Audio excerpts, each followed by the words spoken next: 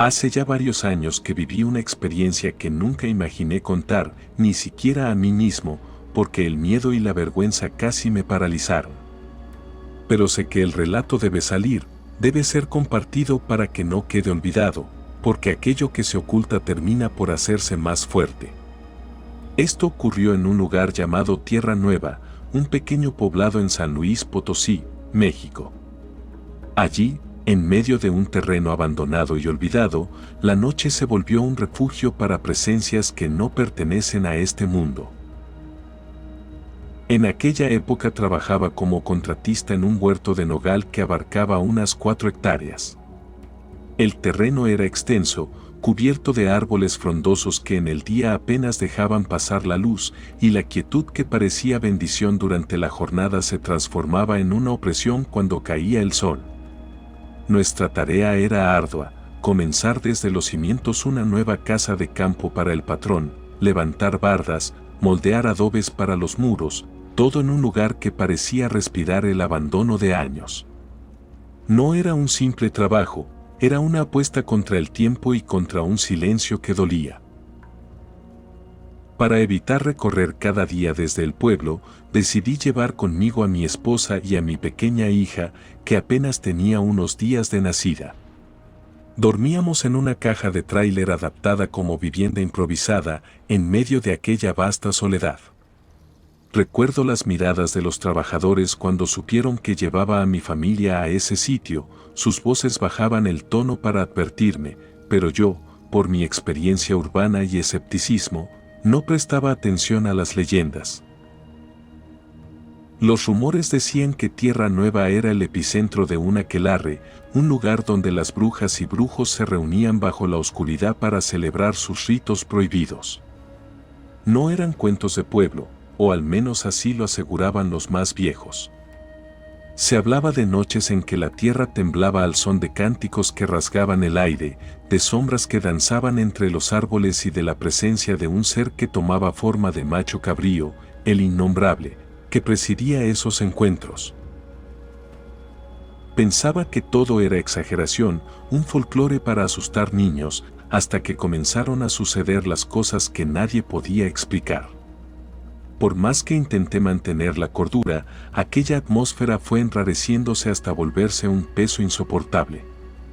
La noche caía temprano, y con ella el silencio, que ya no era tal, se volvió un rumor de presencias al acecho.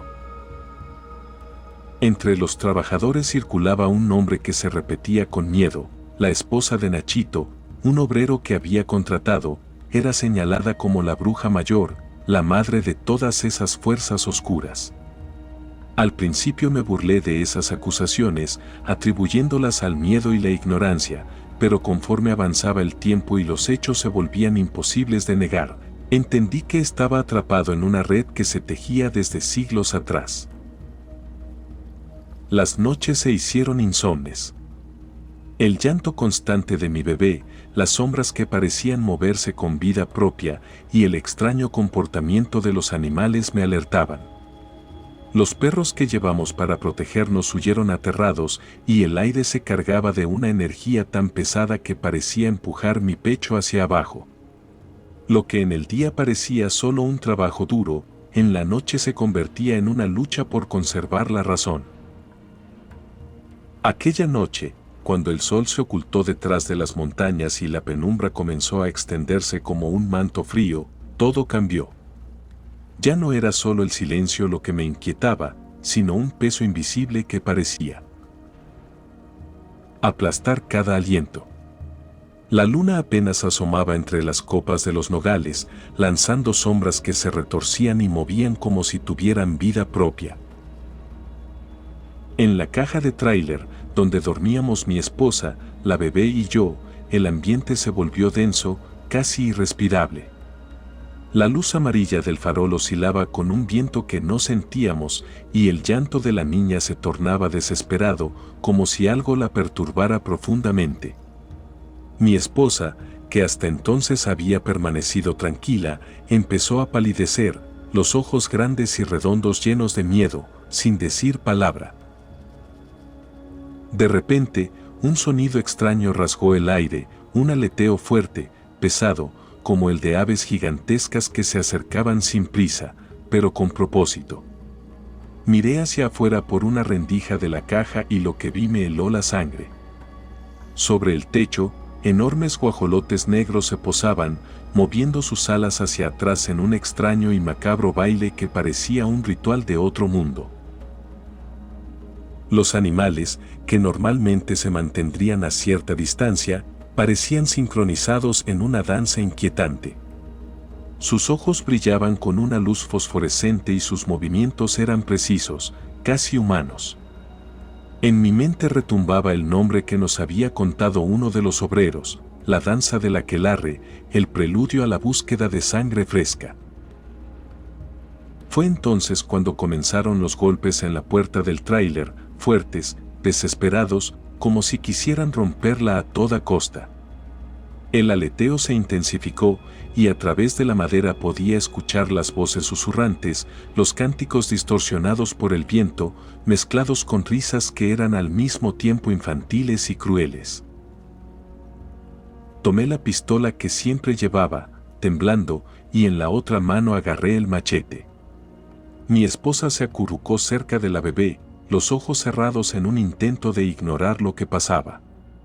Nos arrodillamos, juntamos las manos y comenzamos a rezar, pronunciando con voz temblorosa la oración que nos enseñaron desde niños: la sangre de Cristo tiene poder, gloria a Dios y sobre él nadie. El silencio se hizo de repente, una calma tensa que parecía contener la respiración misma de la noche. Pero antes de que pudiéramos relajarnos, un grito de odio y repulsión estalló en la oscuridad, un sonido que no parecía humano y que cortó el aire como un puñal. Sabíamos que habíamos sido escuchados y que aquellas presencias, furiosas, retrocedían por el momento. Dormimos con un crucifijo entre nosotros, sintiendo que Dios nos protegía de aquello que el ojo humano no debe ver. Pero la noche era joven y el mal acechaba con paciencia. Al amanecer, el susurro de las leyendas se hizo realidad en las palabras de los trabajadores, que confirmaron con temor: aquel terreno era un lugar maldito, centro de reunión de brujas, un sitio donde la oscuridad no conoce límites. Mi esposa, aterrada por la experiencia, se fue a la tienda más cercana, un camino largo y solitario de tierra, mientras yo quedé con la bebé y los obreros. Fue entonces cuando supe que la amenaza era más cercana de lo que creía. La mujer que la observó con ojos fríos y palabras veladas, esa misma que le advirtió que el peligro estaba en todas partes, que el aquelarre no descansaría. Los días siguientes se hicieron una sucesión de eventos inexplicables, un crescendo de presencias que se manifestaban en susurros, movimientos en la penumbra y la desaparición de quienes no podían resistir el peso de la noche. La realidad y la pesadilla se mezclaban y el miedo se volvió un compañero constante. Los días transcurrieron con una pesadez que se filtraba en cada rincón de la vieja hacienda. El sol, aunque brillante en el cielo, parecía no alcanzar a disipar la sombra que se había instalado sobre aquel terreno. La tierra misma se sentía como si estuviera susurrando advertencias que solo el viento entendía. Las sombras crecían más largas y densas, y la gente que habíamos contratado para los trabajos comenzó a marcharse una tras otra, incapaces de soportar el aire cargado de miedo que lo envolvía todo. Algunos se resignaban a susurrar en las noches, hablando de figuras que se movían entre los árboles, de risas que no pertenecían a este mundo y de susurros que llegaban desde lo profundo de la maleza. Mi esposa y yo intentábamos mantener la calma, pero la inquietud se apoderaba de nosotros. La bebé no dejaba de llorar, y sus lágrimas parecían atraer aún más la atención de esas fuerzas oscuras que se habían instalado con nosotros. Por las noches, cuando todo parecía en calma, se oían golpes lejanos, el crujir de ramas y el arrastrar de pies que parecían pertenecer a seres invisibles. Fue justo la noche del Día de Muertos, cuando la hacienda estaba más silenciosa que nunca, que el horror llegó a su punto más intenso.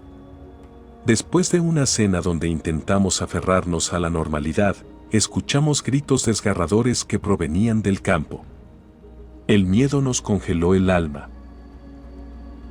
Salimos con cautela y vimos a varios hombres siendo arrastrados con una fuerza sobrenatural, llevados por figuras que, aunque ancianas y frágiles en apariencia, mostraban una fuerza descomunal. Sus movimientos eran rápidos y exactos, como si el tiempo mismo se plegara a su voluntad. Intentamos ayudar, pero pronto nos dimos cuenta de que era inútil. Los hombres parecían atrapados en un sueño profundo, sus cuerpos dormidos pero conscientes del tormento que vivían. Mi hermano fue una de las víctimas. Después de ser arrastrado, despertó con heridas que contaban historias que las palabras no podían explicar. El pánico se apoderó de todos. Esa noche decidimos abandonar el proyecto. Sabíamos que continuar allí significaba poner en riesgo nuestras vidas y la de nuestra pequeña. Hablé con el patrón y, con voz firme, le expresé que no podía seguir adelante. La despedida fue silenciosa, como si el lugar mismo supiera que nos marchábamos y dejaba en el aire una promesa oscura. Antes de irnos, sentí la mirada penetrante de la bruja mayor, esa mujer de la que tanto se había hablado y que, con certeza, controlaba aquella oscuridad que parecía tragarlo todo. Mientras recogíamos nuestras cosas, la presencia maligna no nos abandonó. Su energía pesada nos siguió hasta el camino de tierra que nos alejaba de la hacienda. Mi hija, mi esposa y yo, cada paso era un acto de resistencia contra ese mal que parecía querer atraparnos para siempre. La noche que siguió a nuestra huida fue una mezcla confusa de alivio y temor latente. Ya no estábamos en la hacienda, pero el peso de lo vivido parecía adherido a nuestra piel, como un frío que no se va ni con la luz del día. En el camino, mi esposa sostenía a nuestra hija con fuerza, como si protegerla fuera el último escudo frente a ese mal que aún nos acechaba. Al llegar a San Luis Potosí, busqué la ayuda de un sabio del pueblo, un hombre mayor conocido por su conocimiento en limpias y rituales ancestrales.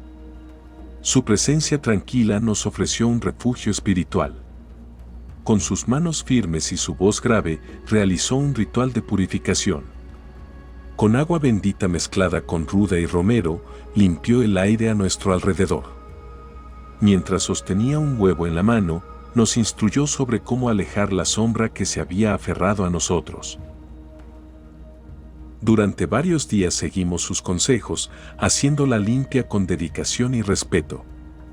Poco a poco, sentí que el peso en mi pecho se disipaba y que la presencia oscura se alejaba, como si la fuerza de nuestra fe y la protección ancestral pudieran borrar el daño que casi nos arrebata lo más valioso, nuestra familia. Hoy, al recordar esos momentos, comprendo que el peligro estuvo siempre más cerca de lo que imaginamos.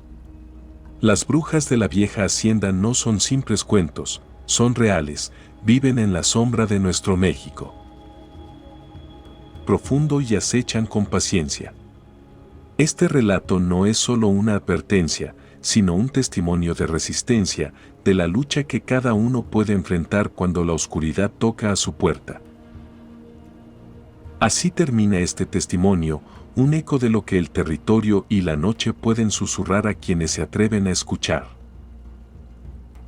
Recuerda que en chamán las historias no son solo relatos, son portales hacia el misterio que habita en nuestro suelo mexicano.